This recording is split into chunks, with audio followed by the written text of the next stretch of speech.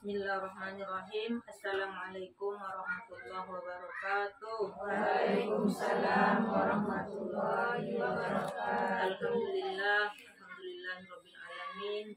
Assalatu wassalamu ala sayyidina Muhammadin wa ala alihi washabihi ajmain. Asyhadu an la ilaha illallah wa asyhadu anna Muhammadan abduhu wa rasuluh la nabiyya ba'da.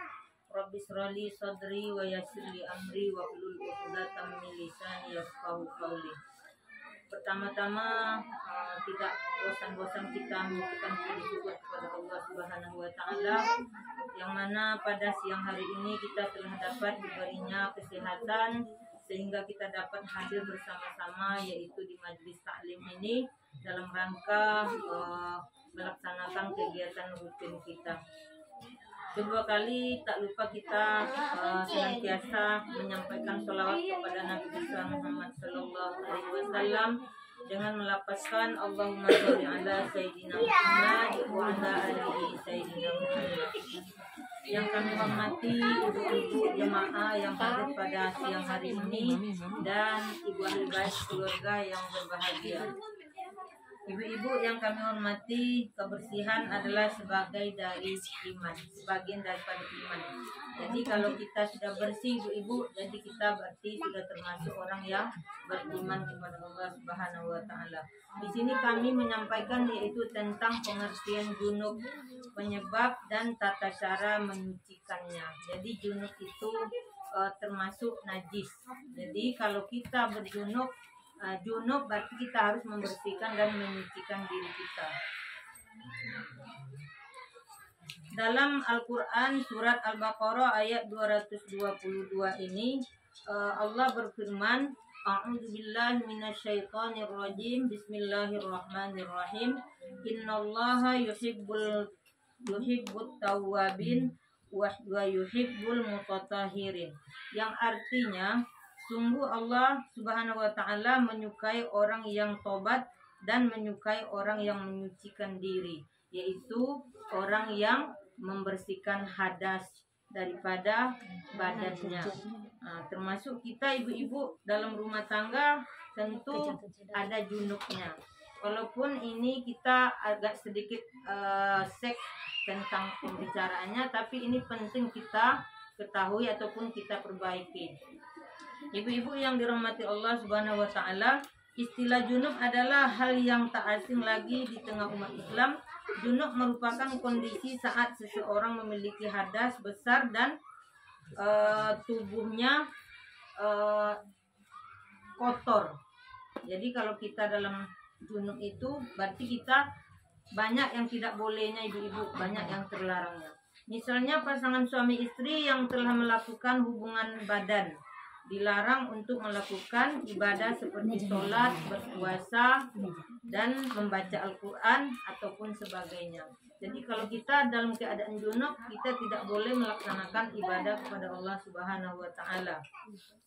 Agar bisa kembali beribadah lagi, maka suami istri tersebut diwajibkan untuk melakukan mandi wajib ataupun junub tersebut. Secara bahasa junub berasal dari kata janabah yang artinya jauh. Sedangkan junub secara istilah adalah keadaan seseorang setelah mengeluarkan air mani bagi perempuan dan laki-laki karena sebab mimpi basah atau hubungan seksual. Jadi junub itu terjadinya ketika ada air mani keluar daripada badan kita, laki-laki ataupun perempuan. Kalau laki-laki biasanya waktu remaja ataupun sudah beristri dia sering mimpi itu mimpi basah. Jadi kalau ada seperti itu kejadian, maka wajiblah dia mandi junub tersebut untuk membersihkan dirinya. Bagi kita perempuan banyak sekali bu mandi wajibnya, tidak hanya karena keluar mani ataupun tidak hanya bersetubuh dengan suami, tapi juga kita ada haid dan juga ada kita nifasnya. Jadi kita harus mandi wajib ataupun junub tersebut. Jadi bagi kita kaum perempuan ini banyak sekali yang kewajiban yang harus kita lakukan. Tidak saja karena bersetubuh, tetapi yang lain-lainnya juga membersihkan karena haid dan juga karena nifas. Jadi penting sekali kita mengetahui hal-hal tersebut. seseorang setelah mimpi basah atau hubungan seksual, Allah memperintahkan untuk mandi besar atau mandi wajib tersebut. Tertuang pada Al-Quran ayat 6 surah Al-Maidah yang berbunyi yaitu A'udzubillahi minasyaitonirrajim, Bismillahirrahmanirrahim. Wa in kuntum janaba fattaharu, yang artinya dan jika kamu junub hendaklah bersuci. Jadi junub itu untuk menyucikan diri. Jadi kalau kita mandi, tentu mandi junub ini berbeda dengan mandi umum karena ada niat dan bacaan dan juga ada tata caranya. Kalau kita mandi biasa mungkin bisa aja dari leher dahulu atau mungkin kaki aja dahulu atau langsung aja ke sabun, boleh. Tapi kalau mandi wajib seperti ini itu ada tata caranya dan juga ada niatnya. Ibu-ibu sampai di sini masih lupa atau hafal mandi junubnya niatnya, Bu? Enggak lah. Alhamdulillah kalau masih hafal mandi junubnya itu ada niat dan ada tata caranya. Niatnya seperti kita diajarkan mungkin waktu mau nikah. Kita dibimbing dan diajarkan untuk membaca niat mandi junub tersebut. Jadi ada beberapa kondisi yang harus dimandikan dengan wajib.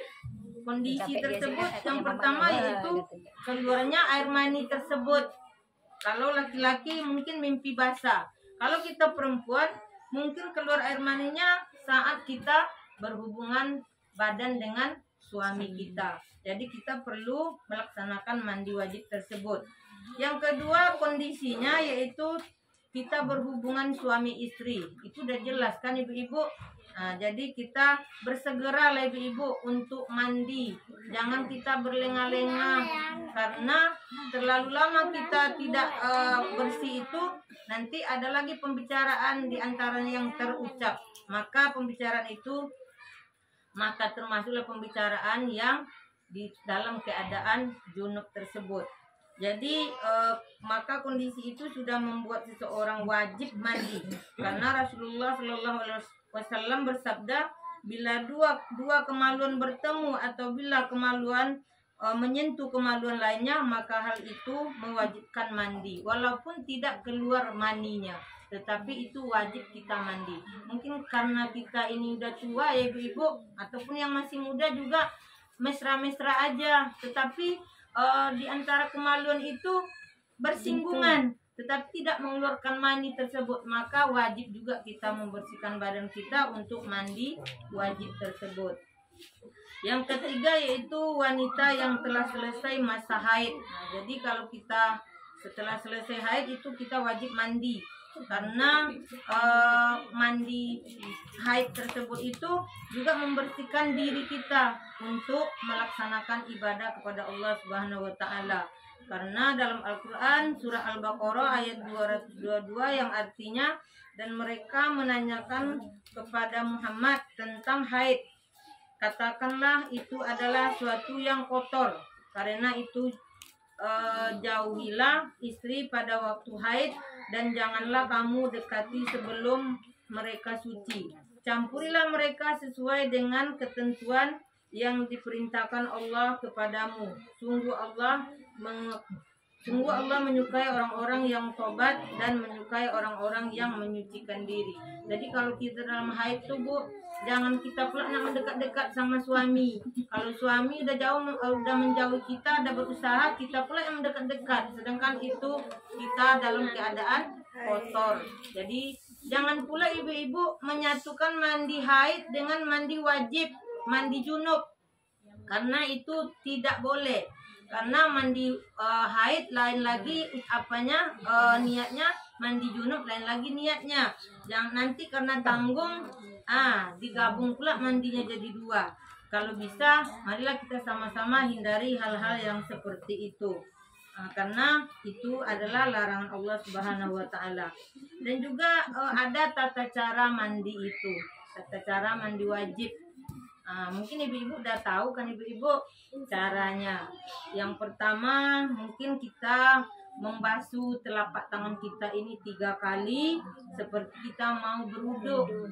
Yang kedua kita membasuh kemaluan kita. Kita basuh kemaluan. Yang ketiga kita langsung berwudu dahulu, Bu. Itulah bedanya mandi umum dengan mandi wajib tersebut. Jadi kita jangan pula ini ceritanya junub, jangan malu-malu, Bu. Ini memang kewajiban kita semua. Kalau kita salah nanti jadi ibadah kita sia-sia. Itu intinya. Yang keempat, mungkin kita menyiram air ke kepala sebanyak 3 kali dan sambil meremas-remas rambut biar kulit yang terlindung dari rambut tadi bisa basah. Barulah kita nanti menyiram seluruh tubuh kita yang mulainya dari kanan baru ke kiri. Mudah-mudahan ibu-ibu semua udah bisa melaksanakan mandi junub dengan baik dan tidak sia-sia lagi selama ini pelaksanaan mandi wajibnya, karena mandi wajib ini juga mendapatkan pahala dari Allah Subhanahu wa taala. Mudah-mudahan di dalam rumah tangga kita semuanya kita tidak akan salah lagi dalam melaksanakan kewajiban-kewajiban yang harus kita laksanakan. Mudah-mudahan bermanfaat sedikit dari kami, ibu-ibu semua, semoga selalu diberi kesehatan. Kita sudah sampai di bulan Sa'ban tanggal 10 pada hari ini, ibu-ibu. Mungkin tinggal 20 hari lagi insya Allah kita akan memasuki bulan suci Ramadan. Maka ibu-ibu yang sudah bersiap-siap untuk menyambut bulan suci Ramadan tersebut, hendaknya bisa juga bersiap-siap untuk istiqomah, meningkatkan keimanan dan ketakwaan kita semua. Mudah-mudahan ibu-ibu juga kita dijauhkan dari segala hal-hal yang tidak kita inginkan. Anak-anak kita juga diberi kesehatan dan keselamatan. Kami akhiri wabillahi taufiq wal hidayah. Assalamualaikum warahmatullahi wabarakatuh. Waalaikumsalam warahmatullahi wabarakatuh.